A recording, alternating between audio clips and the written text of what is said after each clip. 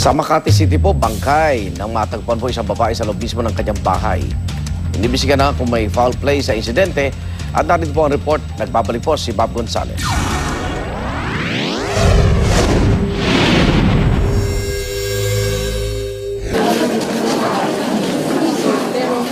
Patay na nang matagpuan ng isang babae sa loob mismo ng kanyang bahay sa Sembo, Makati City pasado alas 8 kagabi.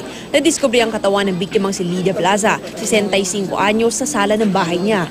Mag-isa noon si Blaza. Nagtaka raw ang mga kapitbahay nito dahil di nagbubukas ng ilaw o lumalabas ng bahay ang biktima sa buong maghapon gaya ng nakagawian niya ng katukin. Di raw sumagot ang biktima kaya minabuti na ng mga taga-barangay na pasukin ito. Doon na natagpuan ang katawan niya.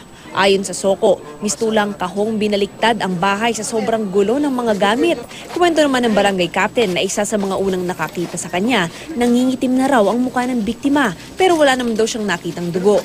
Bagamat palaisipan pa ang sanhi ng pagkamatay, may nagsabing bandang alauna ng hapon, may nakita namang lalaki sa loob ng bahay ng biktima. Mag-isa lang daw ang lalaki na naglalakad sa looban. Kalahati lang po nakikita ko dahil pader din po yun Tapos nakasaklob din ng towel yung ulo niya. Yung tao na yun, baka inutusan niya rin. Hindi ko rin masabi kaya hindi ko rin pinansin. Kasi nag-iisa siya eh. So hindi namin ma-determine kung yun ay kinalkal o talaga lang disarray. Kasi intact naman yung gamit. Andun yung cellphone. Hindi pa natin masasabi yung kung merong foul play hanggang walang autopsy result. Patuloy pa rin ang investigasyon kung may foul play sa insidente. Para sa unang balita, Mav Gonzales reporting.